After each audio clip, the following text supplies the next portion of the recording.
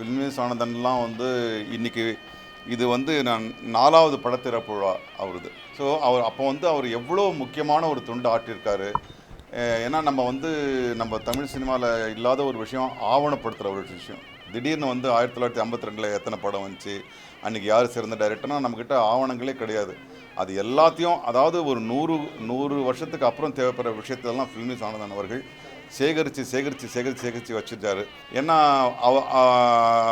ஒவ்வொரு இடம் அவங்க திருவுருவப் படத்தை பார்க்கும்போது அவங்களுடைய பழக்க வழக்கங்கள், அவருடைய நல்ல வழக்கங்கள், அவங்களுடைய குணாதிசயங்கள்லாம் நமக்கு ஞாபகம் வரும். அதை தான் நம்ம கடைபிடிக்கணும். இந்த படத்தை திறக்கிறதுக்காக தென்னிந்திய நடிகர் சங்க தலைவர் திரு நாசர் அவர்களும், அப்புறம் திரைப்பட தியேட்டர் அதிபர் சங்க தலைவர் திரு அபிராமி ராமநாத் சார் அவர்களும், அதே மாதிரி முன்னாள் பெப்சி தலைவர் விசி கோனா சார் அவர்களும் திறந்து வச்சுருக்காங்க. எங்களை அழைப்பேற்று இவ்வளோ தூரம் அது கலந்து அந்த திருவுருவப் படத்தை திறந்து வச்சு போனதுக்கு முதல்ல எங்கள் யூனியன் சார்பில் அவங்களுக்கு நன்றி தெரிவிச்சுக்கிறோம்.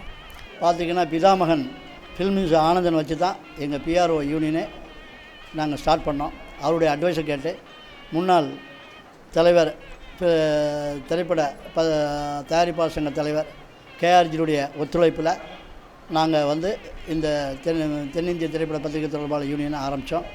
இப்போது இந்த அளவுக்கு எங்களுடைய உறுப்பினர்கள் இருந்து எந்த நிகழ்ச்சி இருந்தாலும் எங்களையும் மதித்து கூப்பிடுறதை நினச்சி எங்களுக்கு ரொம்ப மகிழ்ச்சியாக இருக்குது. இப்போ நிர்வாகிகளாக இருக்கும் முன்னாள் நிர்வாகிகளாக இருந்தவங்க போட்டோ மட்டும் திறந்திருக்கோம். இனிமேல் உறுப்பினர்கள் யாராவது இந்த மாதிரி அந்த மாதிரி தருவாயில் வரக்கூடாது. அப்படி அவர்கள் பிரவர்த்தியும் திறக்கலாங்கிறத பொதுவான கருத்து இருக்குது நம்ம உறுப்பினர்கள்ட்ட. அதையும் நிறைவேற்றுவோங்கிறத இந்த நேரத்தில் சொல்லிக்கிறோம்.